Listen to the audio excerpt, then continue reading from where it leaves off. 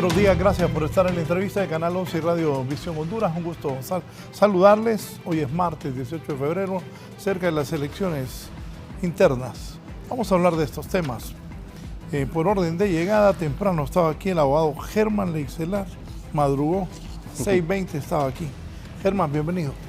Buen día, Raúl. Siempre es un gusto estar aquí y bueno, un gusto con Kenneth y con Joaquín. Esperamos un programa de altura, va a darle un poquito de esperanzas y luces a la gente, ¿verdad?, que necesita, porque en medio de tanta mala noticia y tanta agresividad como se señaló en el cintillo de entrada, pues creo que necesitamos voces prudentes y un poco de coherencia en las cosas que necesitamos para salir adelante. Gracias. Bien. Gracias, Germán. El abogado Joaquín Mejía también con nosotros esta mañana. Buenos días, abogado. Buenos días, Raúl. Muchísimas gracias por la invitación. Gracias. El también abogado Kenneth Madrid. Kenneth. Gracias, Raúl. Buenos días. Gracias por la invitación. Y bueno, esperamos también poder generar aquí una serie de aspectos de reflexión sobre esta época previa a las elecciones primarias internas de los partidos políticos. Nos denunció amenazas Ana Paola Hall, representante liberal en el Consejo Nacional Electoral. ¿Qué piensas de eso? ¿Se habla de alguna violencia? ¿Se podría, ojalá que no, apoderar previo al proceso electoral? Sí, bueno, lamentablemente ya hemos oído varias noticias, han habido agresiones entre candidatos, creo que hubo un muerto ya también en un lugar, 2 son ya. Pero no está comprobado. No está comprobado, pero bueno, salieron las noticias, entonces vamos al punto. Si hay muertos, qué terrible, y si no hay, y hay noticias, hombre, ya hay una violencia mediática también donde te están inspirando a un ambiente negativo. La denuncia de la consejera es una cosa gravísima, me parece, ¿verdad? Porque ya a estas alturas que se estén manejando ese tipo de situaciones me parece realmente muy complicado. Yo voy a reiterar lo que he venido diciendo. Creo que dentro de todos los males que estamos viviendo, el hecho de que el proceso electoral esté en proceso y esté en camino es algo que debemos aplaudir y que debemos celebrar como ciudadanía. Claro, hay toda una serie de roles que se tienen que jugar desde nosotros mismos como ciudadanos, las autoridades que están conduciendo el proceso electoral, los políticos que están participando, porque vamos a ver, el problema es toda esta arenga negativa que hay, ¿verdad? No hay una voz que diga, bueno, estamos contentos, vamos a un proceso electoral, vamos a trabajar arduamente, creemos en nuestro tema político, creemos en nuestras propuestas. No, ¿qué te digo? Las propuestas son, los vamos a arrastrar, los vamos a dejar en la calle, están perdidos desde ya. O sea, toda esa situación, ese triunfalismo excesivo que además genera desconfianza. Sabemos que los procesos electorales no han sido precisamente todo lo que hubiéramos deseado como ciudadanía, y cuando los funcionarios que están participando aseveran con tanta eficacia que ya ganaron la elección, hombre, ¿qué piensa la gente? Hombre, seguimos con más de lo mismo, etcétera. Entonces, creo que es sumamente complicado, porque la responsabilidad que tenemos todos para acuerpar este proceso y llevarlo adelante es grande, más en las circunstancias que estamos viviendo. Yo quisiera poner en la mesa algunos temas, ¿verdad? Lo platicábamos contigo, Raúl, antes de entrar, ¿verdad? Miren, no sé si habían valorado esto. En democracias tan autocráticas como la nuestra, donde los partidos políticos de alguna manera acarrean el voto, lo mueven de un lado a otro, le dan el transporte, le dan la comida, le dan una serie de cosas. Si nos ponemos a valorar que a pesar de todo ese acarreo, el abstencionismo que tenemos es tan inmenso, hombre, la conclusión es: aquí no hay procesos electorales, amigos. Se ha perdido tanto la credibilidad que a pesar de todo ese acarreo tenemos un abstencionismo enorme, ¿verdad? Entonces eso creo que es algo que debemos reflexionar, porque al final un proceso electoral no es simplemente ir a depositar el voto, lo hemos dicho ya en varias ocasiones, tiene que ver con toda una conducta cívica, con un proceso que se desarrolla a lo largo de toda la vida política de la sociedad, no solo en el momento de votar. Siento yo que cuando estamos a última hora aprobando presupuestos, contratando, licitando, haciendo boletas y todo, y no como parte de un proceso que se esté administrando permanentemente de manera sana y transparente, entonces entramos en este tipo de problemáticas, porque parece que estamos a la carrera resolviendo cosas, el Congreso se tardó en aprobar los presupuestos, etcétera, etcétera, y al final no son 2 centavos los que se están invirtiendo, y que esa cantidad de dinero sea dinero gastado en vez de dinero invertido, me da mucha tristeza como ciudadano, porque el proceso electoral debiese ser una fiesta, debiese ser un proceso en el cual hasta el último ciudadano de este país, hasta el último miembro del pueblo, pueda empaparse de ese civismo, pueda empaparse de toda esa necesidad electoral. Pero cuando vemos toda esa manipulación, y como lo comentábamos con Joaquín también ahorita antes de cámara, pareciese que hay grupos grandes de políticos que están felices de que las cosas sigan funcionando como sigan funcionando, porque les asegura llegar a puestos de poder, les asegura a las candidaturas de diputados que vamos a seguir teniendo planillas plagadas de personas que tal vez no tienen la capacidad para legislar. Entonces, siento que tenemos que hacer una profunda reflexión desde todos los sectores de la sociedad para que esto se le vea de la manera que realmente es y no simplemente ir a tirar una boleta el día de las elecciones, porque ahí es donde siento le bajamos enormemente la calidad al proceso electoral y no elegimos, simplemente tenemos que ir casi que a validar todo lo que nos están montando en un escenario, y esto es terrible porque no vemos que el país evolucione positivamente, y yo siento que si todos los actores que están manejando todos estos elementos no reflexionan y no le empezamos a dar un poco más de seriedad, el país va en una ruta que no es positiva. Cierro con esto. Si vemos que el proceso es convocatoria, inscripción, campaña electoral, votación, escrutinio, recepción de los reclamos que puedan existir, resolución de los mismos y luego la declaración de ganadores, hombre, parece sencillo, pero todos esos elementos que acabo de mencionar representan una cantidad de esfuerzo, una cantidad de trabajo, una cantidad de civismo, una cantidad de responsabilidades que son enormes. Esto tiene que ver incluso con la igualdad que van a tener los candidatos a la hora de representarse. Sabemos, sin decir nombres, que hay candidatos en este momento que por ser parte del gobierno están en posiciones que les dan determinados privilegios en relación a otros candidatos. Esas cosas no deberían pasar porque simplemente vienen a ensuciar un proceso que puede ser el inicio de la transformación del país. Sí. Abogado Joaquín, ¿qué piensa usted? Ojalá que la gente acuda a las urnas y que no haya violencia. Tenemos tantos problemas y violencia para que en política también pase lo mismo. Sí, bueno, en primer lugar, siempre agradecer la invitación y también por una cuestión moral, recordar la importancia siempre de los análisis de mujeres capacitadas que hay en este país. En segundo lugar, estar tanto con Germán como Kenneth, para mí es como una forma de asegurar de que exista un análisis profundo y sobre todo con mucha honestidad intelectual, y eso en lo particular me satisface. Y en tercer lugar, hay un politólogo vasco que a mí me encanta leer, que leo muchos de sus libros, que se llama Daniel Innerarity. Y últimamente, Innerarity, tiene varios libros que son muy interesantes y uno de ellos que se llama Política para Perplejos. Leyéndolo y viendo todo el proceso electoral, me di cuenta de que muchas de sus ideas se aplican, pero fuertemente en Honduras, ¿verdad? Y lo primero es que yo creo que hay que poner en contexto lo que está sucediendo en este momento. Y en ese sentido hay que recordar que los discursos de los liderazgos políticos en este momento no está dirigido a la población hondureña en general, sino que a sus militantes. Y eso es un factor importante para que los discursos no tengan prácticamente ninguna propuesta ni ningún plan de viabilidad, es decir, de cómo se va a hacer lo que están prometiendo, y que también exista mucho discurso que sea tan agresivo como lo estamos viendo. En ese sentido hay que entender en eso, que estos discursos, estas campañas están dirigidos a sus propios militantes.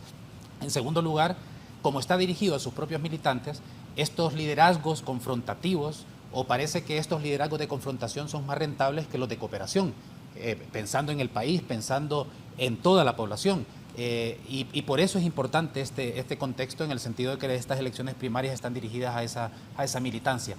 Y por otro lado, lastimosamente, creo yo también, que se está cooperando por parte de la clase política del país, y aquí toda la clase política del país, a que estos sectores de estos partidos afirmen su identidad demonizando al otro, atacando al otro, es decir, yo soy esto porque no soy aquello. Y eso obviamente genera otra vez esos discursos que podrían llamarse discursos de odio en términos electorales. Por otro lado, creo yo que también hay que señalar que este tipo de confrontaciones, afortunadamente por ahora, solo incendian los medios de comunicación y las redes, y que son casos puntuales en que eso se traduce en violencia concreta, pero que no estamos hablando, es decir... Lo interrumpo ahí, y eso a los medios le da gasolina. Sí, exactamente. Claro. Exactamente. Entonces, esto es importante, ¿por qué? Porque cuando uno ve el nivel de confrontación y de los discursos que hay de la clase política, uno podía esperar como consecuencia violencia armada, incluso una violencia permanente, pero luego vemos al final que esos discursos, obviamente que tienen mucho odio, es más verbal que otra cosa, sin restarle importancia y también sin desconocer que hay momentos puntuales en que esa violencia se traduce en algo físico, como lo hemos visto no solo en este proceso electoral, sino que en muchos procesos electorales. Pero creo que es importante ponerlo en ese contexto. Y creo yo también, otra cosa importante es que el hecho de que haya tanto discurso y confrontación, que parece que haya tanto odio, luego se contrasta también con un tipo de institucionalidad institucional. ¿En qué sentido? Cuando uno ve, por ejemplo, las decisiones del Consejo Nacional Electoral, uno ve que la mayoría de decisiones están tomando de manera unánime. Entonces, ahí es donde uno se cuestiona entonces de cómo la clase política utiliza este discurso dirigido a su militancia, no para proponer, sino para confrontar y convencer a quienes están convencidos. Ahora, obviamente sin restarle la gravedad del asunto, porque en una democracia deberíamos de estar teniendo propuestas concretas con planes de viabilidad, lo que a mí sí me preocupa es que este discurso, en este contexto dirigido para las militancias de los partidos, luego se transforme en el discurso dominante en el proceso electoral nacional. Kenneth, ¿tú qué piensas? Sí, bueno, Raúl, ahí en varios temas coincidimos con Joaquín y con Germán, porque esto ha sido una situación en la cual lo hemos visto de manera paulatina a lo largo de todo el proceso preelectoral, porque realmente la violencia que hemos visto en este periodo, recordemos que ya lo dicen los politólogos, ¿verdad? La violencia cuando se desata de manera política está en la etapa previa, el día de las elecciones, y también la etapa postelectoral. Así que, de acuerdo a lo que estamos viendo y la situación como se está desarrollando, en esta etapa preelectoral de las elecciones primarias internas ha sido bastante violenta, y eso si no dejamos de ver los eventos que han estado sucediendo y que no los podemos ver aisladamente. Como por ejemplo, en el mes de noviembre del año pasado, cuando se había dado ya el proceso electoral y primario, tenía la bandería ya dada, hubo una riña entre militantes, creo que en Valle, y ya resultaron heridos con arma blanca, y eso no lo podemos desconocer, a pesar de que tanto el ministro de Seguridad o algunos partidarios habían dicho de que no se trataba de ese tema, pero no deja de estar ahí en el punto. Recordemos que ya se había dado muerte a un precandidato del Partido Libertad y Refundación, creo que era en un municipio de Comayagua, La Manísima, no recuerdo, no me equivoco. Entonces ya comenzaban muchos factores realmente a desencadenar este tipo de violencia política. Había otra candidata a diputada también del Partido Nacional, creo que fue en San Luis, que la encontraron muerta en su vehículo. Y si a eso le sumamos también los 2 precandidatos del movimiento de Ana García que han muerto recientemente, ¿verdad? Por eso te decía al inicio que habían 2 recientemente de uno de los movimientos del Partido Nacional, pero también ha habido el Partido Libertad y Refundación, también ha habido violencia generada, y eso en lo que ha sido un ataque a la vida e integridad corporal. Pero si vemos también el ambiente conflictivo que se desató desde que se inició el proceso electoral interno y primario, bueno, inició con discusiones en el orden de precedencia ahí en el Consejo Nacional Electoral, ¿verdad? Están discutiendo de que quién iba a tener la presidencia este año. Creo que ahí empezó un pequeño estira y encoge, que al final se superó, pero sí hubieron denuncias de que era un tema complicado. Ahí se miraba ya el tema complicado. Ahora, de manera global, aparte de ver estas situaciones en particular que han atentado contra la vida, no podemos dejar atrás las riñas, los hechos que han sucedido de manera aislada interpartidariamente, ¿verdad? Dentro de cada partido político han existido situaciones en las cuales no dejan ver bien parados los partidos políticos. La Libertad y Refundación ha tenido sus propios problemas con los colectivos de Libre, y también dentro de los 2 partidos políticos que van a participar en las elecciones primarias internas, el Partido Nacional y el Partido Liberal, también han tenido enfrentamientos a lo interno, y como coincidimos ahí con ustedes, se ha recrudecido el ataque a lo interno, ¿verdad? Hemos visto que hay un ataque entre liberales, hay un ataque entre nacionalistas, y dentro del Partido Libertad y Refundación un poco menos, porque ahí sabemos que de manera global ya sabemos quién es la candidata que prácticamente se va a llevar el proceso electoral interno y primario, pero sí hemos visto que interpartidariamente, ahí sí ha habido, digamos, ese choque que se genera, pero también hemos ahora visto, tal como se hacía la relación ahora en la etapa previa al programa y en el cintillo, se ha manifestado obviamente que vemos ataques de miembros del Partido Libertad y Refundación con otros partidos políticos, Partido Nacional con Partido Liberal, Liberal con Libre. Entonces, este ataque constante, y pensar que no estamos en un proceso electoral todavía general, y ver el ataque entre partidos políticos quizá no es sano para el proceso electoral, porque en este momento deberían de estar totalmente concentrados en el proceso electoral interno y primario de cada partido político, pero vemos que obviamente el proceso electoral no da para eso, y muchos de ellos ponen más efervescencia atacándose entre partidos políticos en este momento, que no debería ser el tono preelectoral, insisto, sino que en este momento deberían estar concentrados dentro de su partido. Y cierro con esto, Raúl, no vemos una cultura de propuesta, realmente. Mire, si bien es cierto, si vamos a la época más reciente de las elecciones, tanto primarias del proceso anterior como en las generales, tampoco hubieron propuestas, ¿verdad? O sea, realmente el cintillo de las elecciones generales anteriores fue el cintillo de fuera jo, ¿verdad? Y fue realmente lo que pegó y motivó y llevó la efervescencia al proceso electoral general. En las primarias anteriores tampoco hubieron propuestas, tampoco hubo una cultura de generar en el votante esa visión de país, ¿verdad? Ese amor por Honduras. Y ahora tampoco lo estamos viendo ni lo vamos a ver en lo que falta tampoco del proceso, ¿verdad?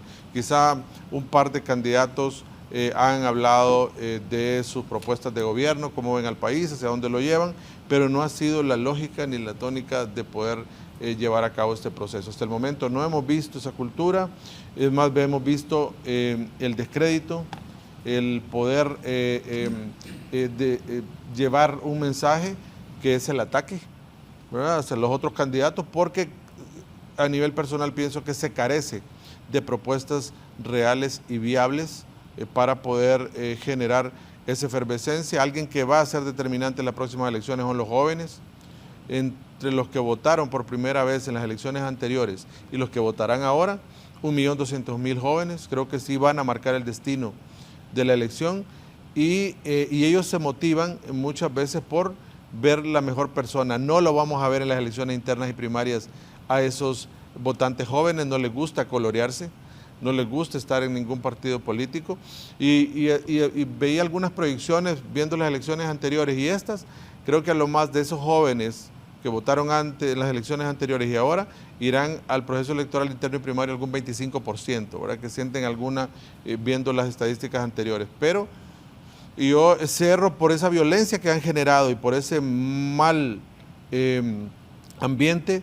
No creo que en estas elecciones primarias e internas se superen los 2 millones de votos. Sí, es posible, Germán, que estos ataques y confrontaciones ahuyenten a la gente. Hoy, si le preguntan a la gente por quién va a votar, dice, no sé, el 50%. Sí, mira, yo creo que definitivamente eso tiene una incidencia negativa.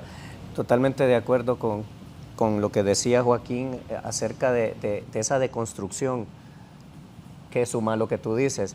No hay una propuesta donde se diga, mire, vemos a la Honduras creciendo en esta dirección, arreglando. No, todo es, este no sirve, yo soy el bueno, aquel es malo, aquel es peor, yo soy medianamente bueno, pero soy lo más, etcétera. O sea, toda es una situación de ataque y evidentemente eso pega en la población, definitivamente. Si tú lo ves, bueno, hemos tenido eventos donde un transeúnte agarra patadas a un carro, o donde un vehículo que se le cruzó otro se baja y se agarran a puñetazos. O sea, el ambiente es propicio para que todo eso se dé y obviamente siento que ahí es donde hay una irresponsabilidad de nuestra parte en cuanto a la forma en que se manejan estas candidaturas. Al final, yo creo que todo pasa por la construcción de una institucionalidad sólida, que también lo mencionó Joaquín, y un Estado de Derecho donde todo esto se respete. Yo quisiera señalar esto, necesitamos una institucionalidad, un Estado de Derecho, pero ¿qué es lo que pasa? Aquí tenemos una divina trinidad que no es muy divina. Tenemos una institucionalidad débil, tenemos un Estado de Derecho que no está funcionando adecuadamente y tenemos un proceso electoral que está en manos de ¿quiénes? De los partidos políticos que van a darnos la oferta política y eso se presta para una cantidad de manipulaciones infortunadamente. ¿Por qué? Porque imagínate, no vamos a tener observadores porque se supone que el proceso no es tan importante y todo esto ha ido relegándose. Yo creo que todavía hay tiempo de que haya observadores que se inclinen por aparecer en estos procesos para que se supervise. Segundo, el votante tiene que asegurarse de que se use el sistema biométrico, que se firmen los votos, porque al final cada partido se va a ir con sus urnas, va a hacer su conteo y va a presentar los resultados que posiblemente a ellos les interesen. Y yo creo que es importante hacer una reflexión respecto a esto. Mencioné en mi primera intervención el tema del abstencionismo, que es terrible, pero no nos olvidemos que el abstencionismo es como la enfermedad y la vacuna, ¿va? El abstencionismo viene precisamente del proceso electoral y el abstencionismo no necesariamente es negativo, porque el abstencionismo puede ser de origen político, puede ser de origen apático por las situaciones que tú señalabas, Raúl, de que me asusto y no quiero ir a votar, puede ser un abstencionismo técnico o puede ser un abstencionismo cívico que es parte del proceso electoral. Pero cuando vemos que existe la posibilidad de que ese abstencionismo se secuestre, se utilice y se use para inflar votos o para manejar situaciones porque quiero presentar una imagen, entonces estoy destruyendo la democracia del país, no la estoy construyendo. Entonces, ahí es donde siento yo que debemos tener una serie de valoraciones. Mira, estaba viendo lo de la observación, el biométrico. La observación de las elecciones es casi nula. Todavía estamos a tiempo de que haya una observación mayor porque es importante que observemos el proceso. La ciudadanía es dueña del proceso electoral. La Constitución de la República dice que la elección es nuestra como ciudadanía. Sin embargo, esa apatía que estamos mencionando está permitiendo que los grupos que tienen intereses particulares se apropien del proceso. Siguiente punto. La participación de los partidos, que no está recibiendo ningún tipo de supervisión.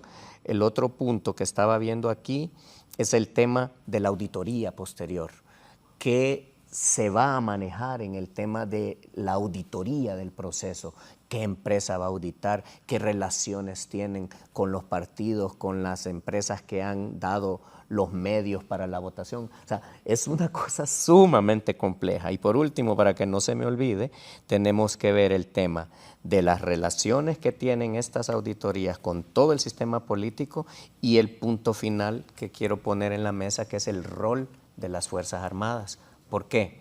Porque se ve un poquito tergiversada la función de las Fuerzas Armadas con la presencia de una de las candidatas en una cercanía tan grande con las Fuerzas Armadas, y voy a decir algo que no me consta, pero que creo vale la pena investigar y se determine, en donde me mencionó que alguien dice que las Fuerzas Armadas no están cumpliendo ese rol de simplemente estar a las órdenes del Consejo Nacional Electoral, sino que están como haciendo actividades de documentar ellos mismos el proceso, de filmar, de tomar fotografías, de llevar controles de cosas cuando no les compete a ellos. Y repito, no es un tema de agredir o atacar a las Fuerzas Armadas, pero si esas cosas, que repito en este momento, es simplemente un comentario que oí por ahí, efectivamente están pasando, mucho ojo, se les tiene que poner atención a esas cosas, porque ahí es donde perdemos la credibilidad y ahí es donde esa exacerbación política que tú mencionabas, Raúl, puede reventar y vamos a tener consecuencias muy desagradables que nadie necesita en el país. El licenciado René Amador, propietario de Tecnimer, me dice, propuestas piden los analistas. Cuando se le pregunta a la gente, menos del 10% demanda propuestas. Aún en el primer mundo, él tiene una encuestadora de bastante respeto. ¿Qué piensa? Bueno, yo coincido plenamente con lo que plantea tanto Kenneth como Germán, y particularmente en esa parte que tiene que ver con el tema de las propuestas. Desafortunadamente la clase política tiene claro que, insisto, estas elecciones están dirigidas a su militancia, a quienes no tienen que convencer, y por tanto el discurso sale de sus propios nichos de mercado, digamos, para lanzarse en contra del que consideran ya no el rival, sino el adversario que hay que aniquilar y que hay que destruir, y por eso tenemos este tipo... Exactamente, y eso obviamente es peligroso. Pero también a mí, en lo particular, me preocupa que esta falta de propuestas y este tipo de campaña política destinada más a despersonalizar al otro pueda generar dos grandes problemas que siempre hemos tenido en Honduras, o que pueda profundizar y que se puede traducir en las elecciones generales. El primero es ya el abstencionismo que ya hablaron mis compañeros, y sobre todo porque no podemos desconocer que uno de los aspectos fundamentales de la democracia representativa es, sin duda alguna, la intermediación. Pero creo yo que desde hace mucho tiempo, tanto los partidos políticos como los sindicatos, por ejemplo, y los propios medios de comunicación han dejado de ser el intermediario entre la sociedad y el Estado. Y en el caso, y esto hay que decirlo, en el caso de los partidos políticos se han convertido en empresas o en fincas privadas de aquellos que son sus dueños. En el caso de los sindicatos, obviamente se han convertido en espacios donde los antiguos, obviamente salvando excepciones en todos los casos, se han convertido también en dueños de sindicatos que se han convertido en espacios para negociar lo mejor para ellos. Y los medios de comunicación, creo yo, que también en gran medida han confundido la separación y la frontera que tiene que haber entre la empresa vinculada con la prensa y el derecho a la libertad de expresión. Y yo creo que eso es un asunto muy importante porque genera abstención y porque la ciudadanía ve cómo en el marco de esta desintermediación, tanto los partidos políticos y también los medios de comunicación, en vez de promover propuestas concretas o ser críticas contra la falta de propuestas, se puede ver que hay intereses de por medio. Y el segundo asunto, y todo esto tiene que ver con una actitud antipolítica. Una pregunta. ¿Qué intereses de por medio hay en los medios? Bueno, obviamente yo no sé qué intereses de por ¿Usted medio. qué visualiza? Pero, por ejemplo, yo creo que... Interesante. Y aquí diga lo que usted piensa, porque es cierto. Sí, es decir, por ejemplo, cuando por ejemplo hablamos de la reducción del espacio público en Honduras, mucha gente solo ve aspectos que tienen que ver con los límites a la libertad de expresión, que es una parte importante, pero cuando se habla de la reducción del espacio público hay que ver el tema de la protesta social, del derecho de asociación, la libertad de expresión. Y un punto importante de la libertad de expresión es la existencia del oligopolio de los medios de comunicación, como sucede en Honduras. Y eso implica que un dueño de un medio de comunicación también es dueño de una empresa que tiene intereses y que si son afectados por una decisión o no, o beneficiados por una decisión de un gobierno, obviamente ahí se pierde la línea fronteriza entre la libertad de expresión y obviamente el derecho a la libertad de comercio y de empresa que tiene cualquier empresa. Y eso obviamente genera en gran medida ese abstencionismo como parte de una actitud antipolítica. Los grandes medios de comunicación de este país así son. Incluyendo los Rosenthal, que tienen un montón de intereses. Pues la verdad, pues son los dueños de este canal, pero tienen intereses. Y todos los dueños de medios de comunicación tienen otros intereses y de repente en estos medios ni ganan tanto o pierden una buena parte de veces, pero es cierto. Aquí en Honduras todo el mundo anda detrás de un interés. Sí, y ese asunto, por eso creo yo que es importante que cuando hablamos de democracia representativa hay que colocar sobre la mesa del debate todos los actores que tienen interés en que determinadas cosas cambien o no. Y la segunda actitud antipolítica, que en lo particular me preocupa de cara al proceso de elecciones generales, es que... Solo esto, de los medios y sus intereses, claramente definen postura. Así lo vimos en la elección de Mr. Trump en los Estados Unidos. Es un ejemplo claro, digamos, y en mi opinión, del deterioro de esos elementos de ese elemento clave de la democracia representativa, la intermediación que deben de jugar sindicatos, partidos políticos y medios de comunicación. Y le digo, y en Honduras no hay libertad de expresión, hay libertinaje. Desde las 5 de la mañana sí, claro, a las 11 de la noche le montan casino a este gobierno. Y yo tengo algunos amigos, colegas periodistas, que yo los escucho. Respeto lo que dicen, pero de las 5 de la mañana a las 11, bueno, pasó algo que no lo voy a repetir aquí, inédito en Honduras. Que yo, si fuera hijo o algo, yo hubiera hecho, no sé qué hubiera hecho. Pero aquí en Honduras dicen lo que quieren. Sí, no hay filtros. No hay. Sí. Mire, Raúl, y eso que abordaba Joaquín con usted en este momento. Mire, le voy a decir, el problema aquí es que no solo, y los medios es en forma global, ¿verdad? Deciden, son empresas mercantiles, deciden qué sale el día siguiente y qué no, porque también tanto los intereses son para cubrir mediáticamente algo, como también para no visualizarlo. Y ahí es realmente donde ejercen esa presión encaminada a un determinado aspecto. Pero coincidimos ahí plenamente, Raúl, pero mire, el detalle es que acá el tema es que ya la parte política electoral, debido a que los partidos políticos representan al órgano electoral, porque hay que ser muy sincero, ¿verdad? El Consejo Nacional Electoral está dominado por los 3 principales partidos políticos y de cara a las elecciones internas y primarias no podemos ver ahora otro interés más que el de esos 3 partidos políticos. Veremos cómo es el comportamiento de cara a las elecciones generales. Oye, y ahí cada quien, Ana Paola Hall defiende los intereses del Partido Liberal. José los del Partido Nacional y Marlon Ochoa los del Libre. No, de acuerdo. Ahí no hay partidos políticos, igual que en la Corte. Los magistrados, lo puso los liberales, estos los cachurecos, bueno, es el pleito que tienen. No. Y los del Libre, la Corte, el Consejo Nacional Electoral, todo un partido político. Tribunal Superior. Oíme, perdón, y sí, ustedes los 3 abogados, van a elegir los magistrados de la Corte. Todos magistrados anduvieron, todos esos que están ahí, anduvieron haciéndolo y para que los pusieran ¿con quién? Con los políticos. Que me digan lo contrario que doy nombres. Todos, absolutamente todos. Igual en la Fiscalía. De acuerdo, Raúl. En el Tribunal de Justicia Electoral también. Entonces, Registro Nacional de las Personas. Toda política aquí. Tribunal Superior de Cuentas. Mire. Nadie es independiente. Nadie, Raúl, nadie. Y ese es el problema. Ni aquí nadie llega porque es capaz o porque es un gran profesional paja. No. Aquí llegan porque tiene un padrino político y lo ponen en el cargo. No es porque es capaz. De acuerdo. Yo siempre recuerdo algo. Yo tenía como 27 años. Me iba a cumplir 28. Y me dijo Manuel Villa Toledo, oíme, ¿te sentís capaz de dirigir Diario Matutino? Póngamele.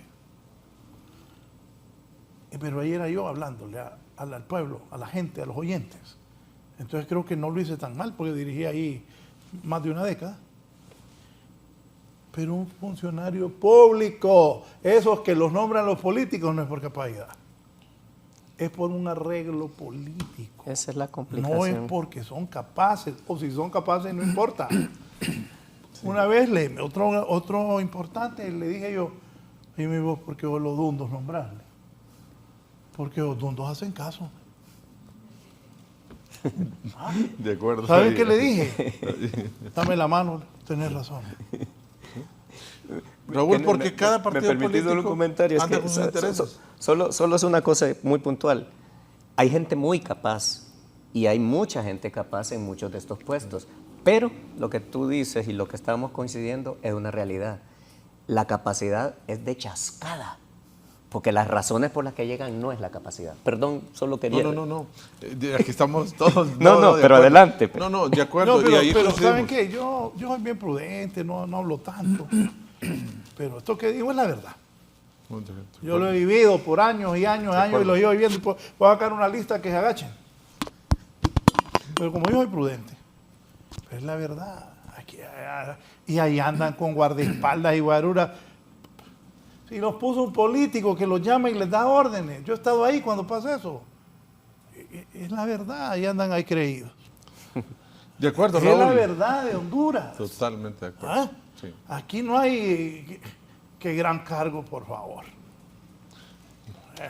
Si fuese así, Raúl, si fuese así, que aquí llegaran las personas más capaces y honestas y por meritocracia, otra historia tuviésemos en el país, ¿verdad? Claro. Hubiera una institucionalidad mucho más fortalecida, estuviéramos en otro panorama.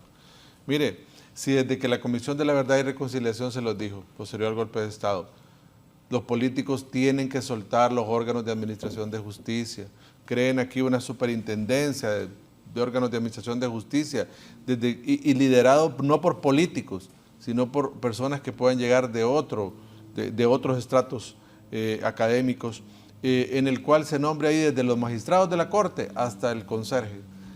Todos los cargos sean definidos bajo otra estrategia, lo mismo Ministerio Público, Tribunal Superior de Cuentas. Pero ¿por qué llegamos a este comentario, Raúl? Porque aquí, ¿qué otros intereses se van a jugar si los tres partidos políticos están en todas las instituciones del Estado? En este país ahora la gente, un campesino que tiene un celular y ya puede ver, hoy a los magistrados de la Corte arreglando juicios, porque como les tienen pinchados los teléfonos, ahí se oye a magistrados de la Corte arreglando con personas que ahora son candidatos a la presidencia, juicios millonarios. Ese es Honduras. O magistrados de la Corte con cosas personales. Ese es Honduras. De acuerdo. Mal estamos. Lamentable. Otra cosa, con todo respeto, todo hondureño tiene derecho a aspirar. Pero uno también debe de medir sus capacidades. Claro. Para aspirar aquí a la política, no hablo de aspirar. Revisen las planillas. O tener para la inscripción. Sí. Tantos milloncitos y estás inscrito y ya está. No. Yo he visto unas barbaridades. Sí. Y nada ha cambiado. Seguimos igual. Y vamos a unas nuevas elecciones. Cuando usted mira esas planillas a cargos de elección popular en todos los niveles electivos, usted se asombra realmente, ¿verdad?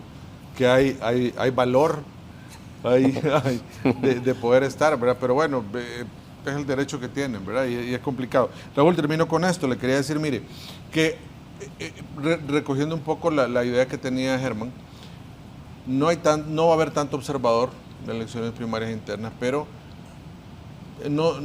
eso no ayuda porque debe mantenerse en un ambiente habilitante para que se le dé la legitimidad a las elecciones primarias e internas. Si no existe esa legitimidad de parte de la población, no sé cómo vamos a salir. Vamos a salir un poco complicados porque el día de las elecciones, así como en la etapa previa, yo lo manifestaba, va a haber conflictividad, lo va a haber. Hemos visto demasiado en tan corto tiempo. Mire, ¿y sabe cuál es el problema de esto? Que los propios partidos políticos no han fomentado pactos de integridad a lo interno, en el cual ellos haya un respeto absoluto entre ellos, no hay esa descalificación, no se ha fomentado y los candidatos, sobre todo los precandidatos a la presidencia, tampoco han aportado mucho porque tampoco dicen que no quieren firmar absolutamente nada ni quieren llegar a ese acuerdo. Será entonces, uno dice que ahí sí el ataque es obviamente lo que los mantiene activos. Y acá lo que decía Raúl a través del televidente que le manifestaba esto de la empresa de sondeo, es cierto, si es que hasta en las mayores democracias del mundo no existe esa cultura tan grande de propuestas porque a los políticos no les conviene acostumbrar a los votantes a que haya cultura de propuesta. Si eso lo vimos también en Estados Unidos, el presidente Trump, que tenía cintillos, ¿verdad? En lo cual obviamente eran sus puntos que lo veíamos en todas las comparecencias de él. Entonces sí, el problema es que eso no es una verdadera construcción de una democracia participativa donde la gente realmente puede optar a una mejor visión de país. Aquí nadie le apuesta a todos los sectores y acá recojo lo que decía Joaquín. Mire, el hecho de tener anulados a los sindicatos que son representativos del país, organizaciones magisteriales, etcétera, y podemos hablar de todo el tramado social que involucra a los trabajadores, están anulados.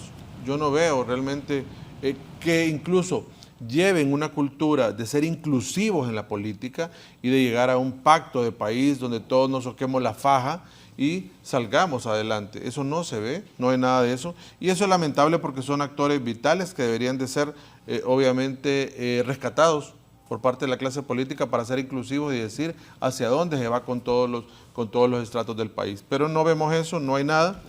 Y termino diciéndole, Raúl, que para mí las elecciones primarias internas van a ser importantes de cara a las generales si también se contrata la auditoría. Mire, el efecto helio en las elecciones primarias internas va a suceder. Sí, claro. Mire en qué momento lo estamos... El efecto helio va a suceder. Espera, enfócame.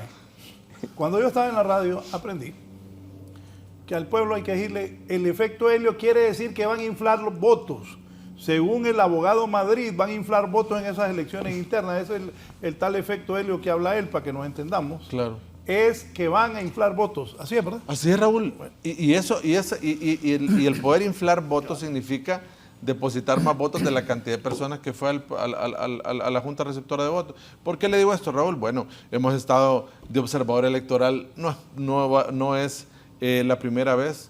Llevamos alrededor de unas 5, 6 elecciones que nadie me lo cuente. Lo he vivido de manera personal en los sectores de las urnas. Y mire, nadie toma precaución de ir y estar presente en el proceso, ya sea primarios o generales, en los sectores rurales del país. Ahí se cometen unas barbaridades y mire lo que va a pasar, Raúl. Aquí se habla mucho del lector biométrico, de la conectividad. Mire, va a ver usted ese día de las elecciones. Va a haber cantidad de juntas receptoras de votos donde va a haber un acta y le van a decir no se puede hacer la conectividad. Ahí en la hoja de incidencia van a colocar todo, no hubo conectividad, no funcionó el lector biométrico y ahí van a firmar todos y va a salir adelante. Ahí lo verá, Raúl. Sobre todo en las elecciones primarias aquí ha sido una situación donde los movimientos que tienen mayor caudal político y tienen obviamente más representación partidaria y que son los que tienen las llaves del partido, terminan imponiéndose en las elecciones primarias internas. Yo no creo que vayan a cambiar las cosas ahora. Yo sí siento que eso va a seguir existiendo y va a suceder. Sí, y lo último, hablaba yo de dos actitudes que me preocupan, actitudes de antipolítica, el abstencionismo que hablábamos, sobre todo también teniendo en cuenta el papel que juegan los partidos políticos, los medios de comunicación o las organizaciones sindicales, obreras, etcétera. Pero también hay otro punto que me parece importante, y que en gran medida movilizó en el año 2021, creo yo, en las elecciones, que es que parece que el voto responde más al rechazo que a la identificación. Es decir, hay una desproporción, y uno presume que hay una desproporción entre ese gran poder de movilización negativa que la movilización constructiva, en el sentido de votar por aquello, es decir, por aquello o votar en contra de aquello que genera rechazo en vez de aquello por lo que yo estoy a favor. Y eso es un papel importante. Y Kenneth planteaba ese número importante de juventud que va a votar en las elecciones generales.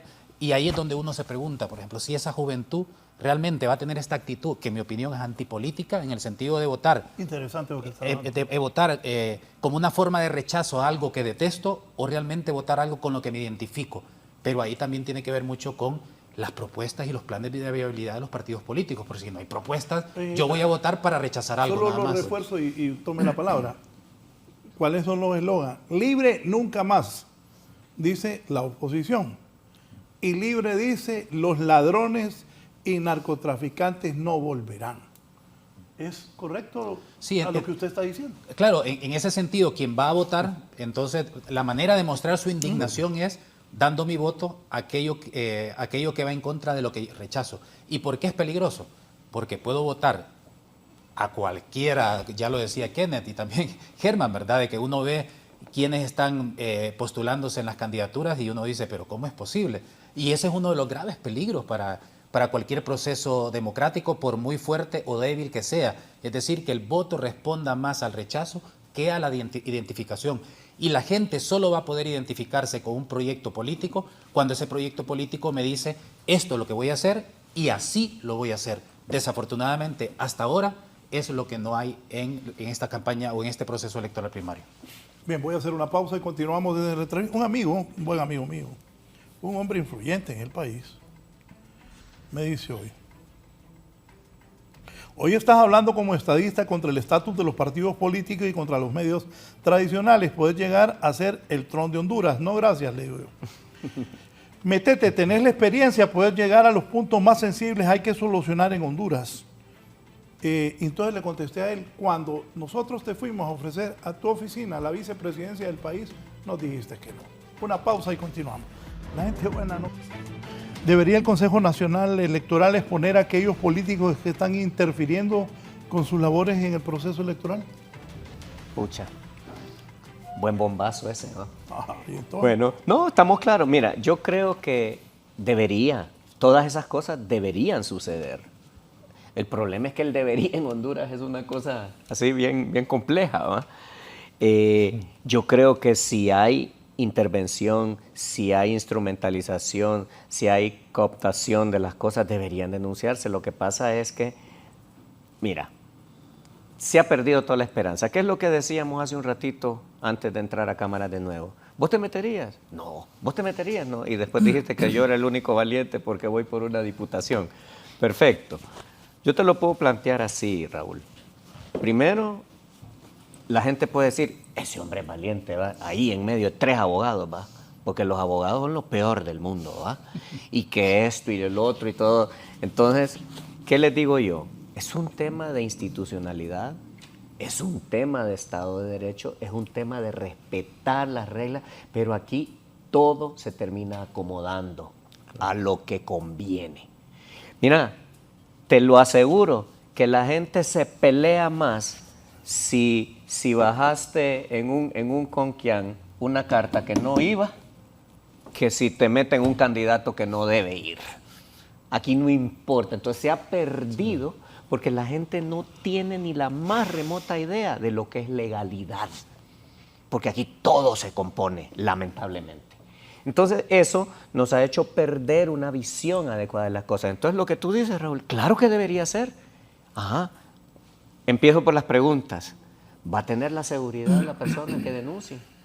¿Va a tener la respuesta del sistema para castigar la intervención que tenga algún político en una situación de esta? Nada de eso va a pasar porque lo van a terminar resolviendo. Nos vamos a arreglar como lo haría un vil amigo de tránsito, que dicho sea de paso, últimamente andan más decentes que antes, ¿va? Ahora son más respetuosos y todo. Ves que hay situaciones en las que se puede crecer. Entonces, totalmente de acuerdo contigo. Lo que tú acabas de decir, los Rosenthal también tienen intereses, pero ¿cuántas personas tienen la libertad y la posibilidad de que eso se diga y de que además, si el caso de lo que tú dijiste tuviera un efecto hacia la sociedad, que todo el sistema y la institucionalidad funcione para que eso se corrija? Eso no ocurre y ese es el grave problema. Mire, yo no sé si Kenneth y Joaquín comparten eso.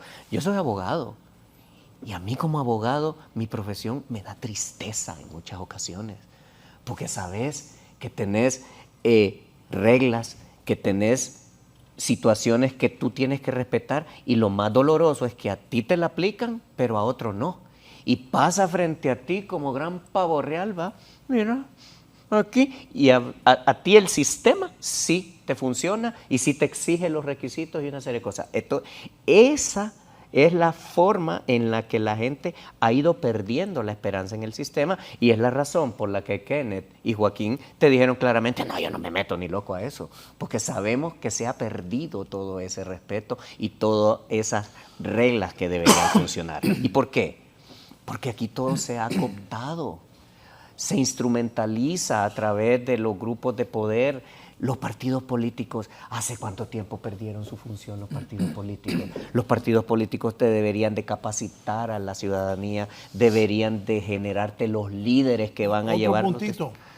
Fíjense que aquí unos que se creen ricos, que no lo son, quieren que los digan que son de los grupos de poder. El otro día Rick Simón Cada le fue a poner una humillada a uno ahí en el... La voy a contar aquí al aire. Vos mencionaste los grupos de poder. Sí. Otros quieren de estar en la lista de grupos de poder. Me han hablado y me dicen, no aparezco yo nada. Dicen que fue Rick Simón Cada a la Asociación Nacional de Industriales.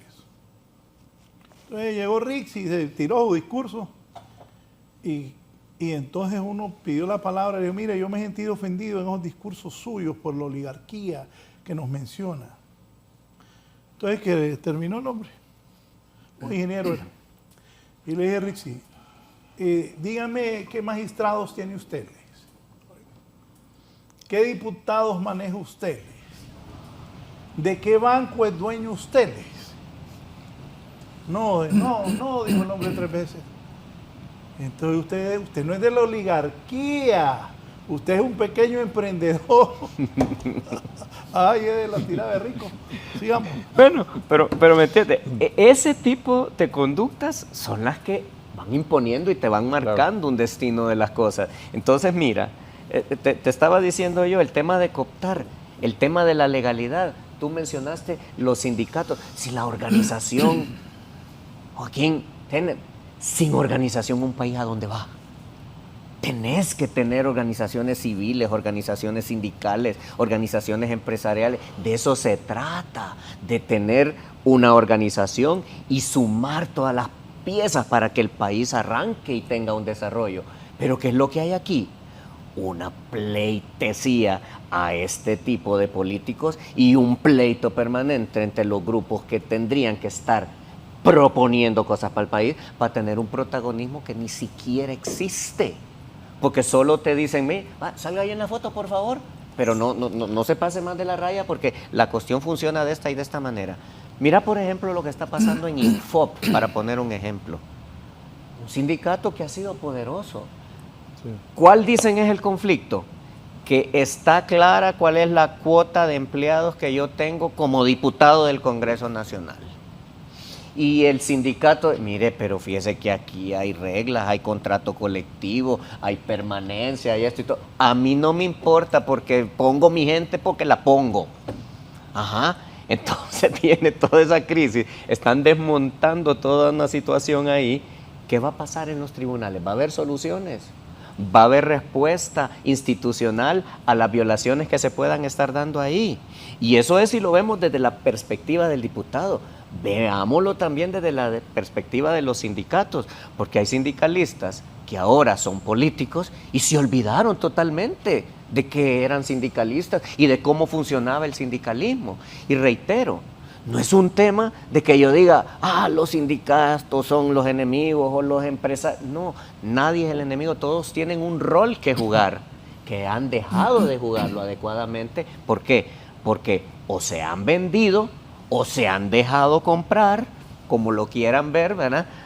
Ayer estaba viendo un programa sobre el partido de Real Madrid con el Rayo Vallecano que decían, ¿favoreció el árbitro al Real Madrid? Al Barcelona. Barcelona. Y entonces decía alguien, no, eso se oye mal. Mejor pongan, afectó el árbitro al Rayo Vallecano. Es lo mismo, ¿verdad? Es cuestión de cómo lo querás presentar. Entonces, ¿por qué ponía ese ejemplo?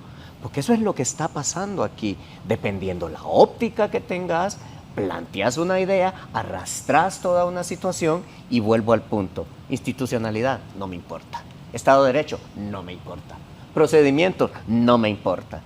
Simple y sencillamente me importa llegar a aquel objetivo, y si hay que quitar cosas, poner cosas o destruir cosas, lo hago y se acabó.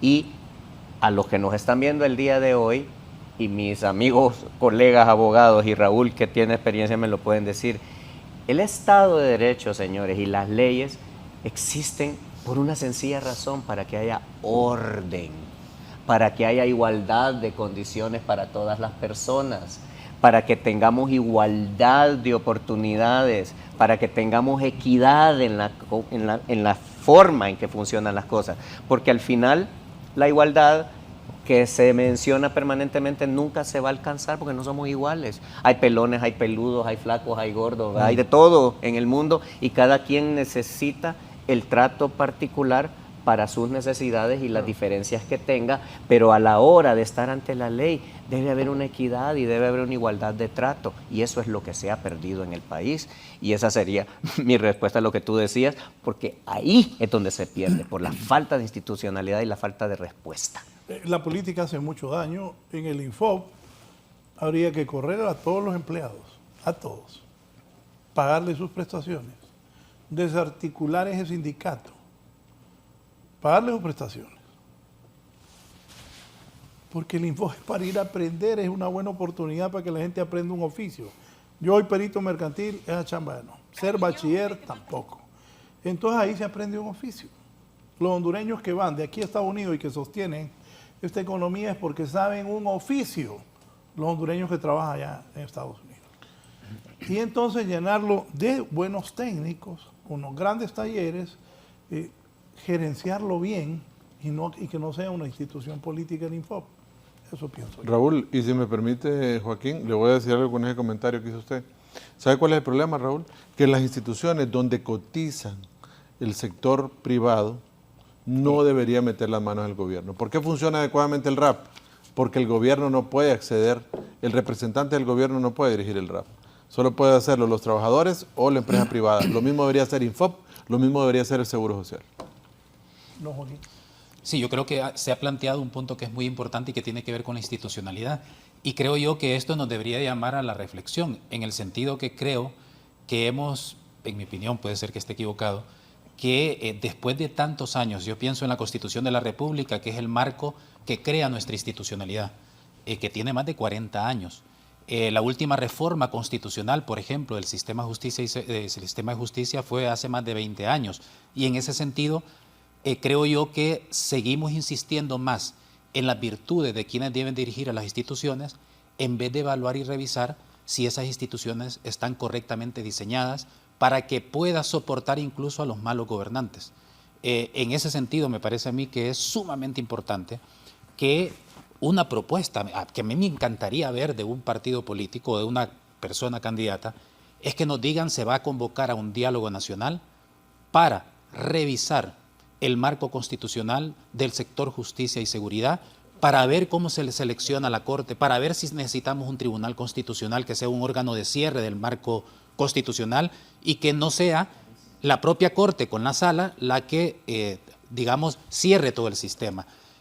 Si es la importancia de la ciudadanización de las instituciones electorales o de las instituciones como el Infop, el Seguro Social, como ustedes están planteando, el ejemplo claro que planteaba Kenneth con el RAP.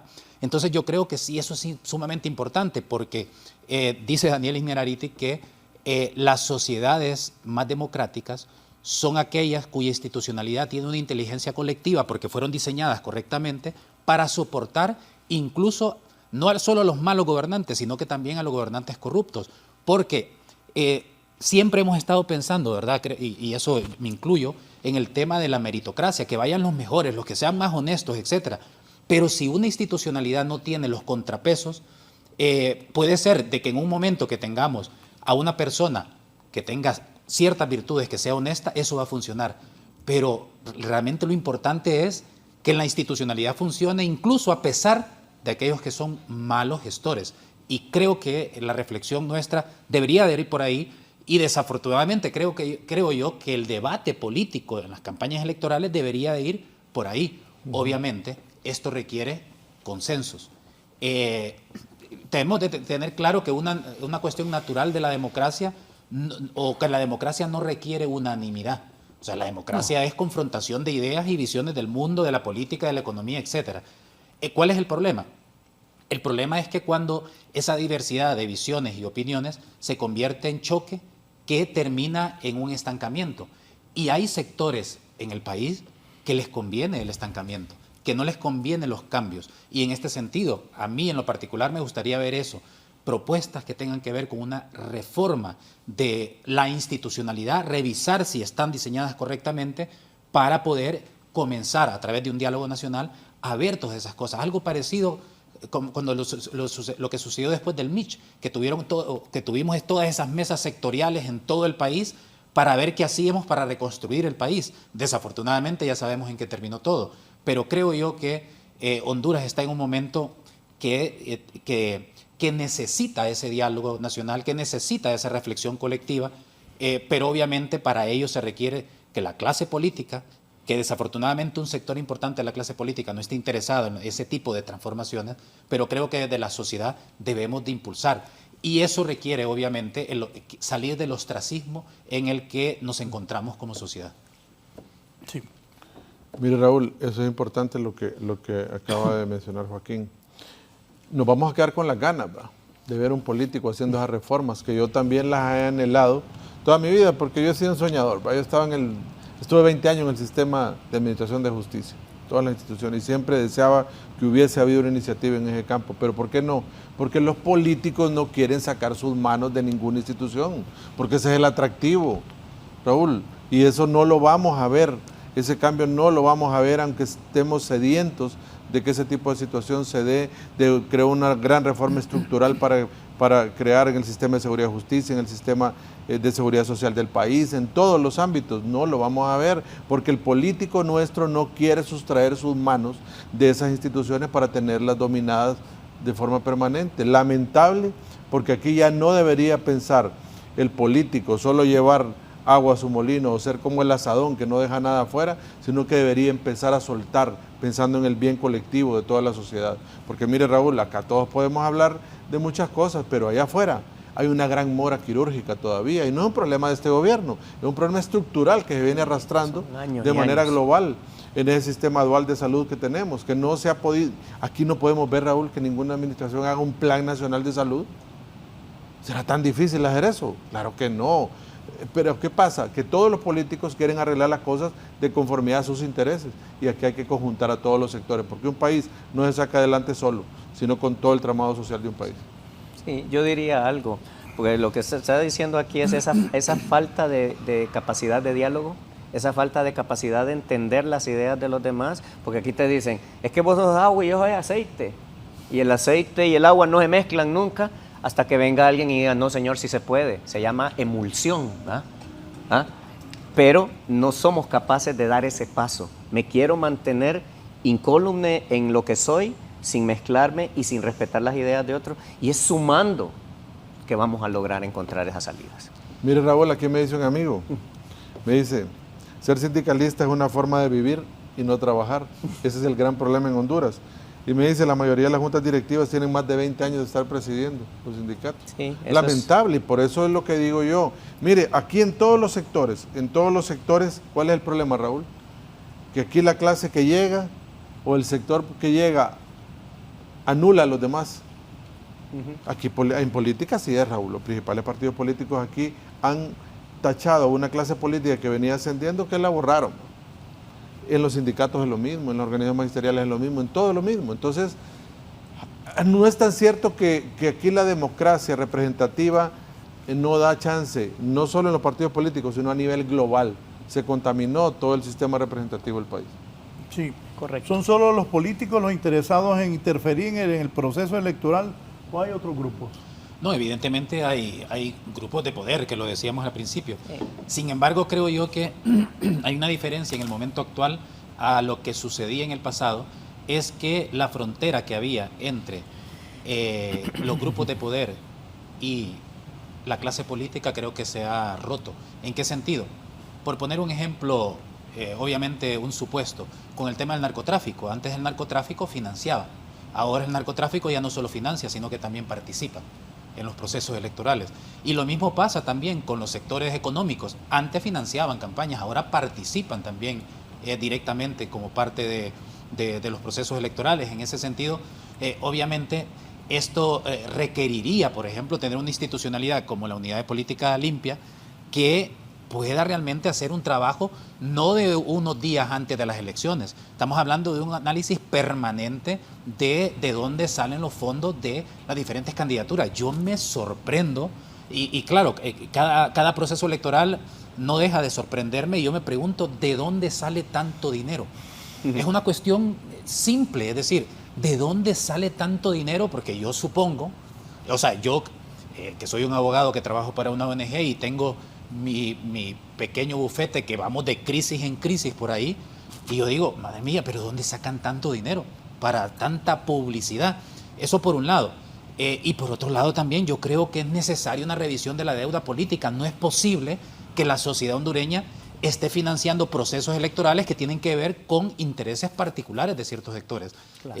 Yo creo que sí tiene que haber una reflexión, que puede ser que lo que acabo de decir con la deuda política sea errado, pero me parece a mí que sí merece una reflexión como sociedad, como sectores políticos, porque en un país tan empobrecido, ver lo caro que representan las campañas políticas, y ahí es donde yo siempre critico, y de hecho una de mis tesis doctorales tuvo que ver con esto, con los derechos económicos, sociales y culturales, es que generalmente se dice que cuando tiene que ver con asuntos de empleo, de medio ambiente, de salud, cuando tiene que ver temas de educación, siempre se dice que hay poco dinero. Pero cuando se trata, y se dice que los derechos sociales son muy caros, pero cuando hablamos de un derecho político como elegir y ser electa o electo, vemos que es todavía más caro, porque no solo por la deuda política, no solo por lo que cuesta remodelar al Estado o preparar al Estado para un proceso electoral, sino que también para el dinero privado, que en la mayoría de las ocasiones no sabemos de dónde viene y que están financiando todos estos procesos electorales. En ese sentido, a mí me parece que, obviamente, yo como ciudadano, cuando veo las calles de cualquier ciudad de Honduras y veo aquellas enormes campañas, aquellos enormes rótulos, etcétera, etcétera, es donde digo, ¿quiénes están detrás de todo esto? ¿Cómo considera usted han sido los discursos de los precandidatos? Pues hasta ahora vacíos, ¿verdad? Estamos hablando de eso, pues, que no hay propuesta realmente. En realidad, la campaña es de construir, es decir, no soy el mejor, soy el menos malo, porque aquel no sirve, el otro no sirve, el otro no sirve, entonces yo soy el menos malo, entonces quedémonos con el menos malo. Esa es la oferta política que normalmente tenemos. Y mira que cuando haces el análisis, sabes que si hubiera 2 millones de votantes ahorita, cada voto que se gaste ahorita o que se utilice, está costándonos como 1.500 lempiras aproximadamente, cada voto. Para una elección interna. O sea, sí. cuando valoras la crisis en el sistema de salud, cuando valoras la forma en que están algunas carreteras y algunas cosas, es decir, realmente se justifica todo esto. Entonces vamos al punto. Es un gasto excesivo y que además no me está presentando ninguna propuesta, porque yo no sé, ¿verdad? Tal vez no estoy tan enterado, pero dígame, ¿hay una sola propuesta aquí? ¿Ha oído alguna? No. Es decir, se van a los genéricos, o sea, eso lo podemos decir todos. Voy a arreglar la salud, voy a arreglar... ¿Cómo? ¿Cuándo? ¿En qué sentido? Mire, y disculpa que te interrumpa, sí, Germán. No, dale. Ahorita ahorita hay unos debates que se están haciendo, que los está patrocinando el COEP. Hablemos el jueves. Sí. Y te darás cuenta que va a estar vacío todo eso. Va a estar vacío de respuestas con soluciones integrales y estructurales a los grandes problemas. La Universidad de San Pedro Sula comenzó unos también Ajá, en San Pedro, exacto. igual lo que estás planteando. Vacío, Sí. totalmente. Si No hay comparamos capacidad. estos pequeños esfuerzos que han habido ahorita con los debates presidenciales que se dieron años atrás, recuerdan que hubo uno... 1993. Sí, cuando- Carlos Roberto Reina, Osvaldo Ramos Soto, Orlando Iriarte y Olman Valladares. Y Olvan De acuerdo. Valladares. En ese momento yo recuerdo que Ganó hubo- Olman ese debate, me acuerdo. Sí, es cierto. Sí, Yo eso es lo que- dirigí HRN, hicimos una encuesta telefónica y la gente favorecía a Olman. Sí, pero no votaron por él. Y no votaron por él. El hondureño. El hondureño, así somos. Podés ganar aquí todos los debates que no van a ir a votar por vos. Sí, o sí votaron por vos, pero no dejaron que llegaran los Ah, votos. también. Que ese es el otro detalle. Entonces, ahí es donde entramos a esa inseguridad. Entonces, yo diría, y con esto cedo la palabra, que lo que necesitamos es construir una palabra que aquí desapareció, y es credibilidad. No hay credibilidad en nada. ¿Ah? Aquí, ¿ah? Elecciones, diputados, todo es negativo. Y como decía Raúl, ¿verdad? Y con esto cierro, yo aspiro a tener una diputación porque creo y pienso que puedo darle algo a mi país. Creo que puedo aportar positivamente. Ahora, hay que decirlo, si no va Joaquín a la par mía, que ya dijo que no va, y no va vos, y no van otras personas que sé que le pueden aportar mucho al país, ¿de qué va a servir que yo llegara si llego? Si soy flaquito y todo, no tengo mucho, ¿me entendés? Y todo. Si no hay un cuerpo de diputados en donde llegue una buena cantidad de gente con capacidad, con visión, con análisis crítico, objetivo, de construir, va a ser muy difícil porque llegas ahí y sos el único, no me van a dar ni la palabra. ¿Me explico? Y entonces ahí es donde entra el reto. Porque después de lo que dijiste, del análisis, de la reforma que deberías proponerse, tú serías una persona adecuada para hacer una propuesta y yo te acompañaría en eso, que eso es lo que no ocurre actualmente. Bueno. Sí. En una nueva pausa y continuamos en un momento desde la entrevista de Canal 11 y Radiovisión Honduras. Gracias a la gente que también nos sintoniza en la radio. Hay mucha confrontación en esos discursos de los candidatos, precandidatos. Sí, yo creo que lo que hay es, sin entrar en demasiado detalle, lo que platicábamos tras cámaras. Hay toda una serie de eventos que están aquí, que el pueblo hondureño en general no terminó de tragar y que siguen ahí vigentes y que son explotados por la clase política para efectos electorales o electoreros. Entonces yo creo que sí, hay mucho uso de esa situación que se volvió sistemática, que se volvió generalizada y eso se explota.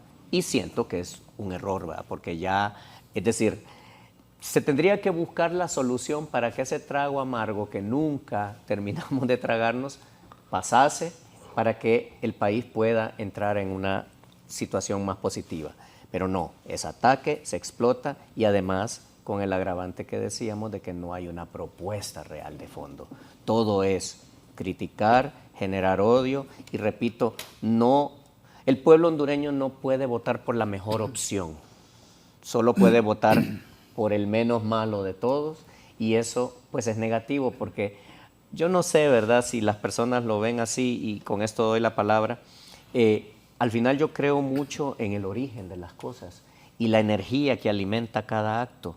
Si tu acto está inspirado por odio, por falta de institucionalidad, por imposición y todo, tus resultados van a ser así, con odio, con imposición, con trastabillar de todas las leyes y todo. Y entonces eso es lo que me da mucha lástima a mí, porque Honduras es un país espectacular que solo ocupa un poquito de atención de parte de las personas que lo administran.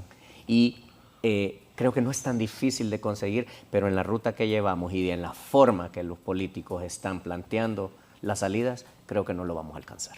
Sí, los muchachos ponen aquí, debería cada partido político organizar su propio debate y obligar a sus precandidatos a participar en los mismos. ¿Por qué los precandidatos no buscan debatir con sus adversarios? Ayer hubo un debate en el COE, fue doña Ana García, Jorge Zelaya y Martínez Lozano, no fue papi a la orden.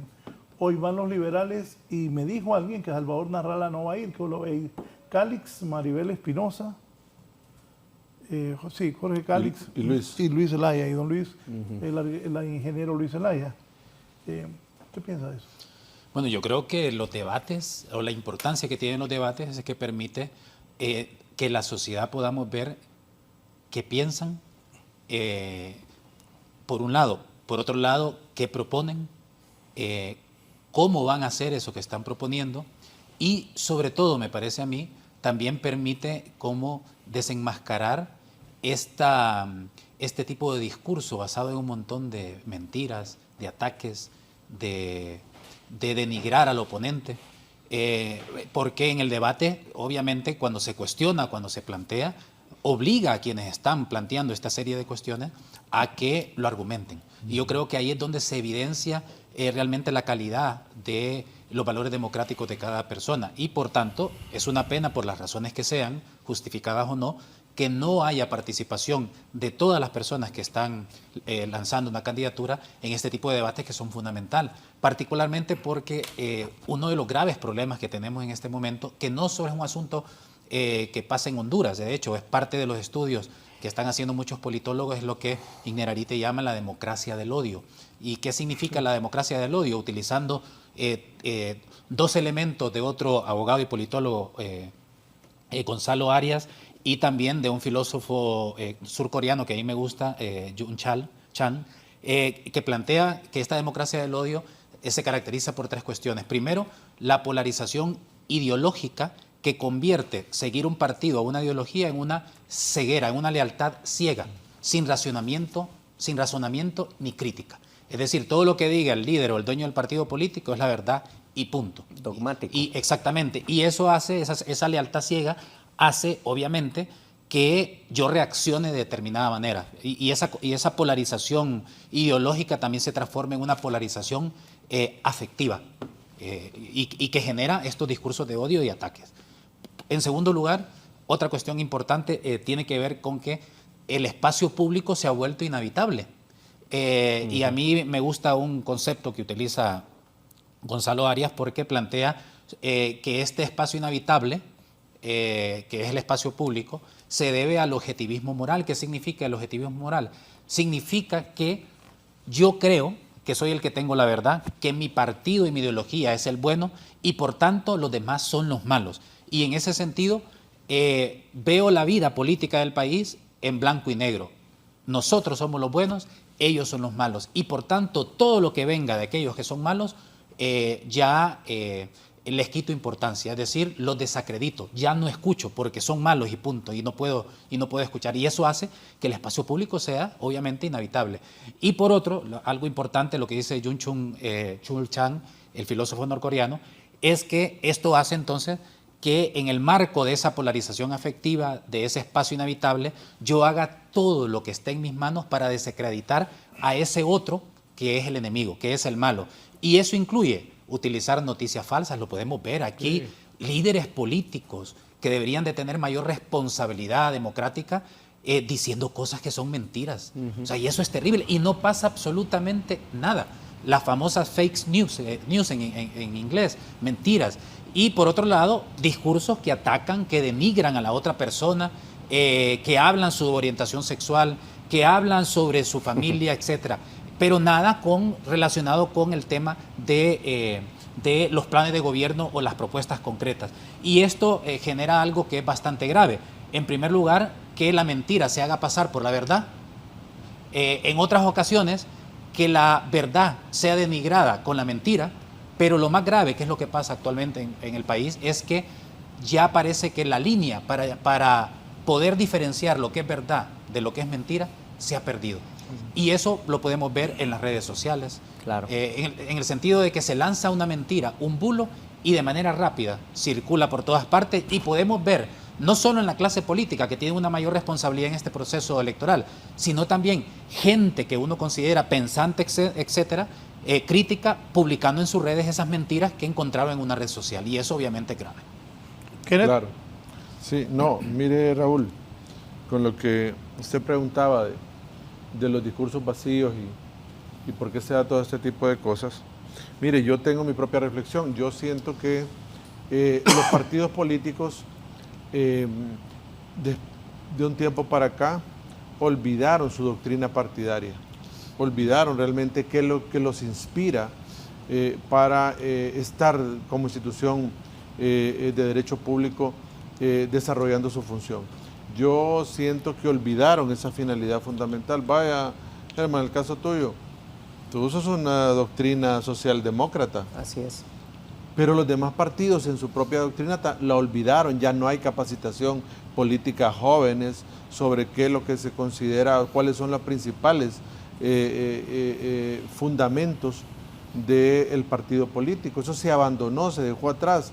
Entonces es muy difícil que exijamos que hayan líderes partidarios que vayan por una finalidad, ¿verdad? Que vayan por una finalidad fundamental por Honduras si no respetan su propia doctrina. Y acá quiero rescatar algo, Raúl, que del segmento anterior lo quería decir y un poco hilvanarlo con lo que decía Joaquín. Mire, el tema de las amenazas, Raúl, es un tema serio, que tiene que ver mucho con la violencia política. Ahora estaba una consejera del Consejo Nacional Electoral denunciando amenazas, ¿verdad? No sabemos, no terminó de decir de dónde, dijo que había interpuesto la denuncia, no sabemos si serán algunos partidarios políticos opositores de los mismos, o será algún grupo económico que no fue beneficiado, que está molesto, o que andan dándole este tipo de amenazas. Realmente eso va en detrimento. Buen punto, se mueve bastante plata en ese Consejo Nacional Electoral. Claro, Raúl, ahí hay una plata y había mucho empresario nacional compitiendo ahí, ¿verdad? Entonces, puede ser. Nadie está asegurando nada porque no me consta, pero puede ser. Pero yo le decía a Raúl que en todo este proceso, quería hilvanarlo con lo que decía Joaquín, porque, mire, aquí se viene hablando de esa cultura del miedo de hace muchas décadas atrás, ¿verdad? Incluso Norberto Bobbio lo decía desde el año 85, ¿verdad? Hay un artículo de él que se llama El equilibrio del terror, donde realmente aborda todos estos temas y que esa cultura del miedo no solo se ve desde los políticos en un aparato gubernamental, se ve también desde los caudillos de los partidos políticos inspirando ese miedo a el resto de sus partidarios para mantener una hegemonía, ¿verdad? Y eso lo estamos viendo ahora en los partidos políticos a lo interno. Estamos viendo esa crisis existencial que desde hace mucho tiempo no pudo ser superada porque no se abren los espacios, no se es democrático a lo interno también y se generan este tipo de situaciones que ahora estamos viendo. Yo le quería decir, Raúl, que para evitar esa conflictividad, ojalá y también terminar mi idea en el segmento anterior, le decía, ¿por qué yo pienso que van a inflar los votos? Porque van a buscar la forma de no hacerlo. ¿Cómo el Consejo Nacional Electoral puede blindar esto? Así como va a contratar una auditoría de procesos para que garantice que lo que va a viajar desde la Junta Receptora de Votos es lo que va a llegar al CNE y a los partidos políticos, también debería aprobar una contingencia, que en el caso de aquellas juntas receptoras de votos donde no se habilite el sistema biométrico o la transmisión de resultados electorales preliminares, tenga una doble autenticación a esa urna y que pueda verificarse para garantizar que en efecto ahí no hubieron más votos de los que realmente llegaron a ejercer el sufragio. Creo que el Consejo Nacional Electoral, si realiza esa función de una doble autenticación en las urnas donde no se habilite el sistema biométrico o no haya conectividad, estará salvando el proceso electoral de que esa situación de inflar votos, que es una conducta que se ha venido sucediendo en todos los procesos electorales, se minimice o se anule. ¿Hasta hoy cómo va eso? No, hasta ahora no hay contratación ni de auditoría de procesos para garantizar de que lo que viaje es realmente lo que está en la Junta Receptora de Votos. Espero que lo contraten, pero también yo le lanzo ese reto: aprueben un sistema de doble autenticación en las Juntas Receptoras de Votos donde no exista el sistema biométrico o la conectividad por cualquier razón que aleguen los representantes de los partidos políticos. Permita que haya una doble autenticación. Así van a salvar el proceso y puede gozar de esa legitimidad que todo el pueblo hondureño espera, y así estarán ahuyentando esos fantasmas del fraude que van a estar presentes el día de la elección. Sí, antes de la pausa voy a leer, sigue enfermo. El Papa Francisco ha suspendido todas sus actividades en el Vaticano, se anula la agenda del Papa Francisco hasta el domingo. El pontífice argentino responde al tratamiento de su infección en las vías respiratorias y anoche seguía estable, aunque se prevé una hospitalización larga. Ha pasado una noche tranquila, dijo el portavoz de la Santa Sede. El Papa Francisco fue hospitalizado, recordemos, desde el 14 de febrero. Presenta un cuadro clínico complejo en su infección de las vías respiratorias, como anunció el Vaticano ayer lunes, dando a entender que su ingreso en el policlínico iba para largo, pero hoy martes ya hay alargados los plazos mínimos. Si ayer canceló la audiencia general de mañana miércoles, ahora queda anulada su agenda hasta el domingo. Se ha suspendido la audiencia jubilar del sábado 22 y toda celebración para esta semana. Sigue enfermo el Papa Francisco. Una pausa y continuamos.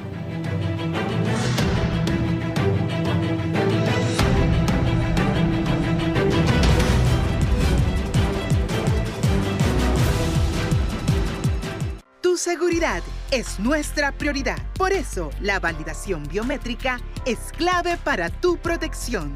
Al adquirir tu SIM Card o chip, presenta únicamente tu DNI y realiza la validación biométrica de tu rostro. Recuerda mantener actualizados tus datos con tu operador y ser responsable con el uso de tu número. Tu información personal es totalmente confidencial. Conatel, comprometido con tu seguridad.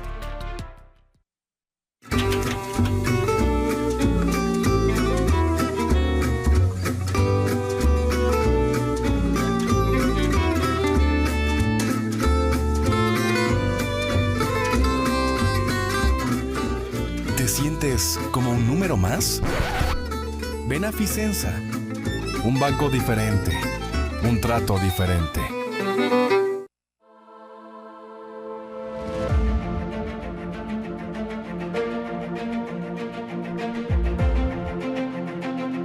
Tu voto, tu futuro. Honduras comienza a decidir su destino y el domingo 9 de marzo los ciudadanos son llamados a las urnas para las elecciones primarias de los partidos Libertad y Refundación, Nacional y Liberal. Durante toda la jornada, Canal 11 y sus plataformas digitales tendrán una cobertura especial en la que daremos a conocer las incidencias del ejercicio democrático que ocurre en todo el país. Honduras decide. Elecciones primarias 2025. Domingo 9 de marzo, desde las 5:30 de la mañana. Infórmese solo por el 11.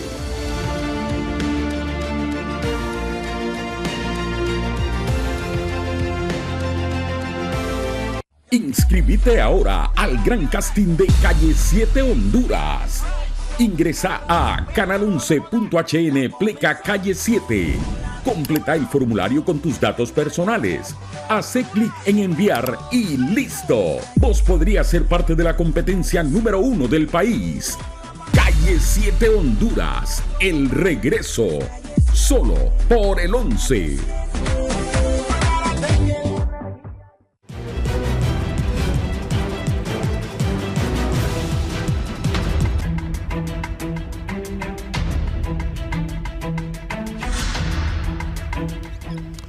Gracias, Germán. Hay un seminario importante.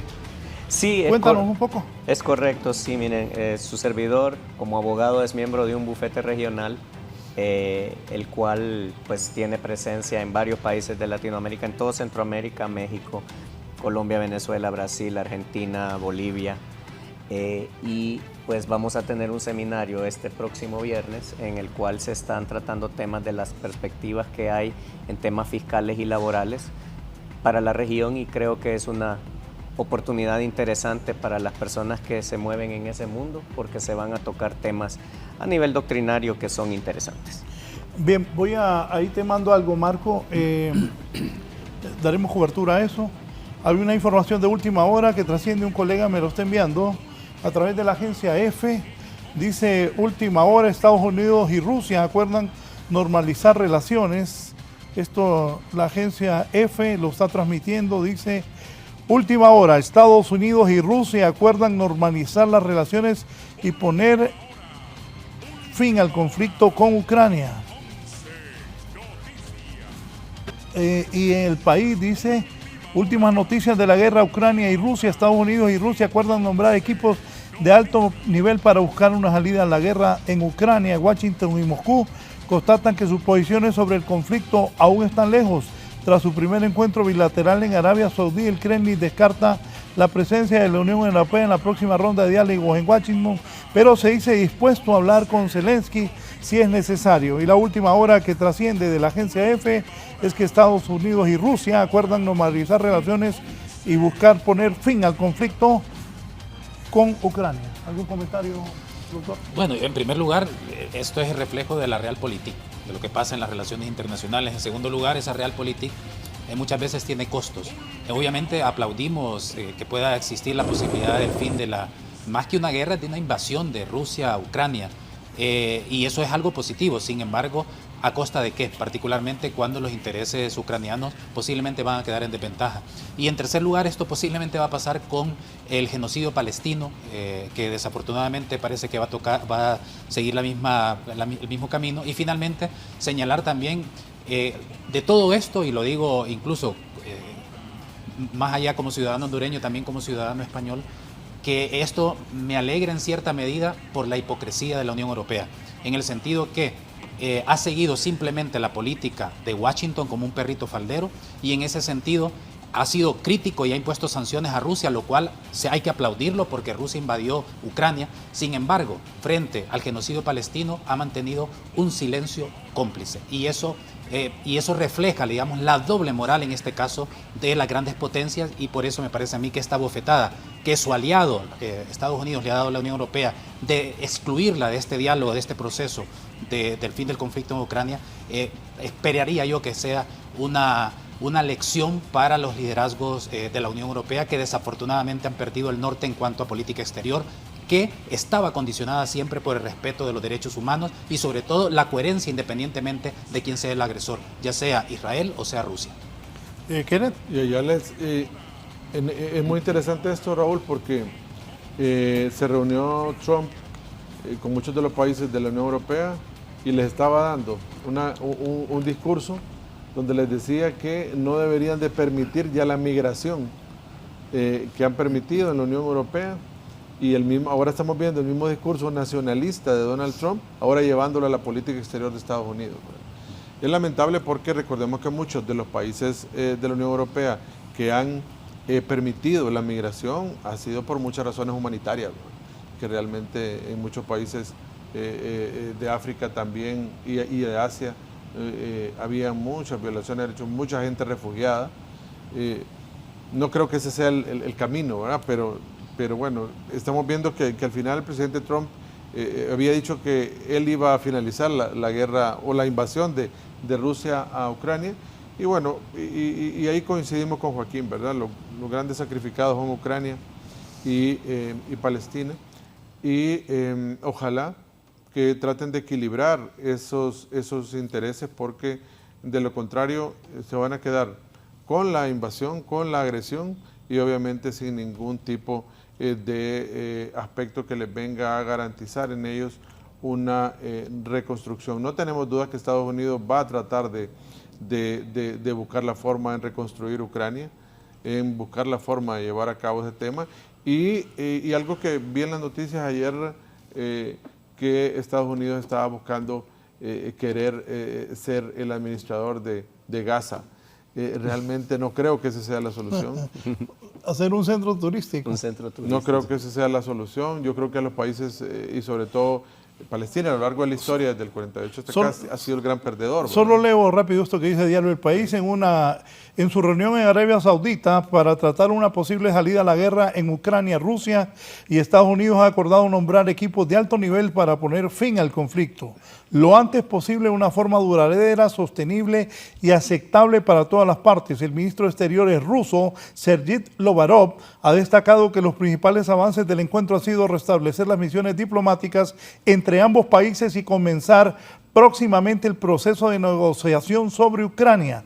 Estados Unidos nos anunciará quién representará a Washington y después designará nuestro representante. Ha explicado la cita que Kiev considera improvisada y en la que no han estado presentes europeos ni ucranianos, ha constatado, sin embargo, que por la postura rusa y la estadounidense aún son lejanas, según el asesor de política exterior del Kremlin y miembro de la delegación rusa, Yuri Ushakov, si han abierto la puerta, si es necesario, una reunión del presidente ruso Vladimir Putin con el ucraniano Volodymyr Zelensky, mientras la presidenta de la Comisión Europea, Ursula von der Leyen, se ha reunido con el enviado de Estados Unidos para Ucrania, Keith Kellogg, al que ha expresado la voluntad de la Unión Europea de participar en un posible proceso de paz. Rusia no quiere que los europeos participen. Exacto. Y es que mire, Raúl, mira, en lo que sí vamos a coincidir todos es que obviamente uno ya no quiere que siga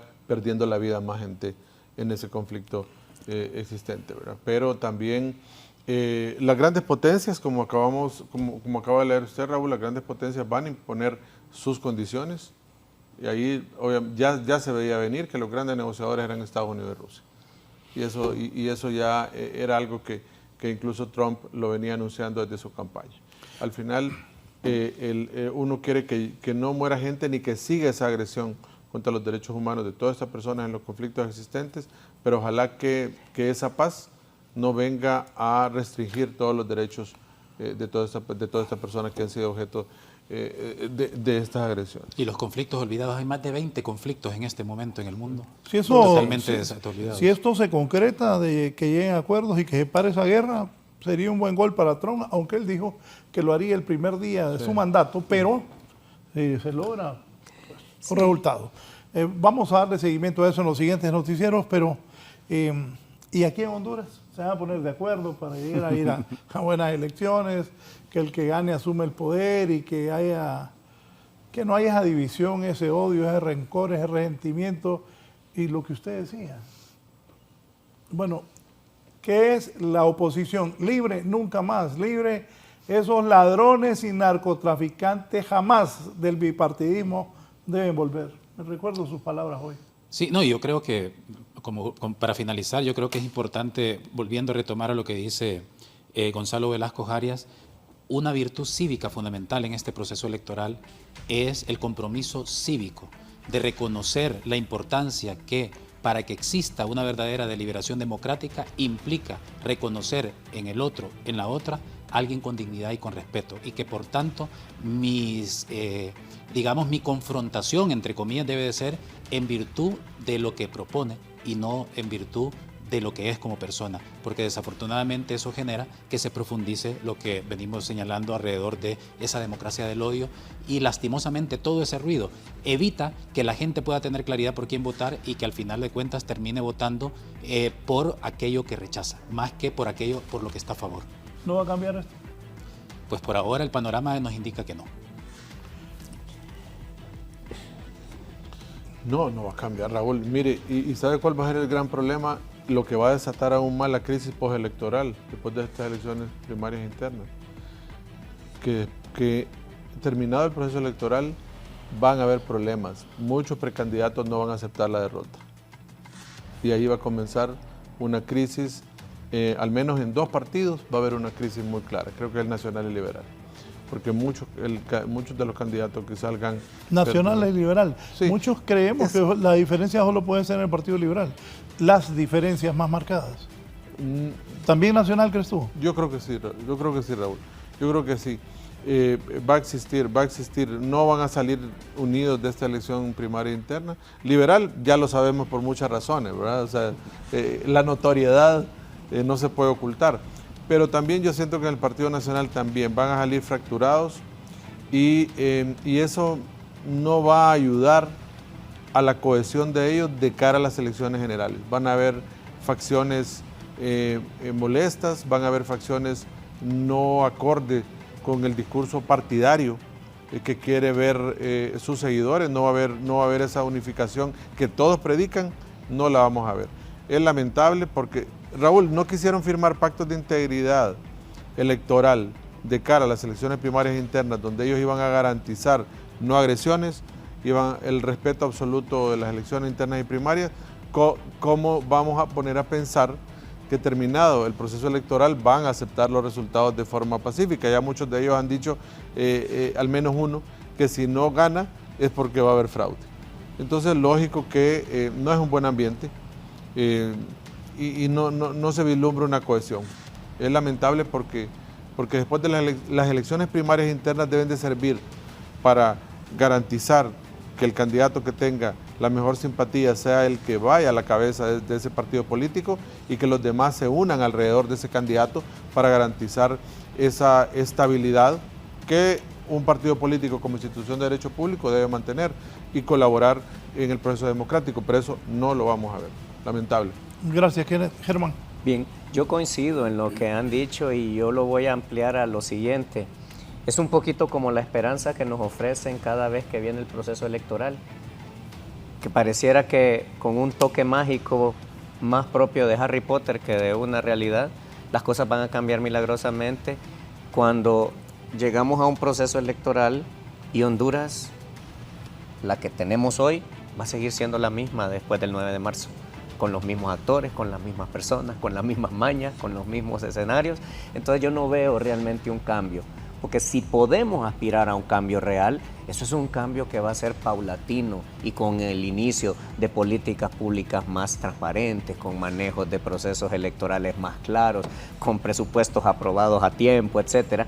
Y eso hasta el día de hoy no ha ocurrido, con lo cual lamentablemente creo que al 9 de marzo vamos a tener más de lo mismo que ya hemos tenido. Abogado Joaquín, nos vamos. Comentario final. No, muchas gracias por la invitación. Ha sido un placer estar con Kennedy y con Germán, sí, definitivamente. Y solamente hacerle llamado, ¿verdad? Esa necesidad, ese compromiso cívico para debatir con altura, para hacer propuestas, para plantear los planes de viabilidad y sobre todo me quedo con algo que decía Kenneth, que creo yo que es importante que los liderazgos políticos, en vez de generar miedo, generen esperanza. Gracias. Sigan con nosotros en Canal 11 un momento. Hoy es tu día. Piense por quién va a votar. Piense bien. Buenos días.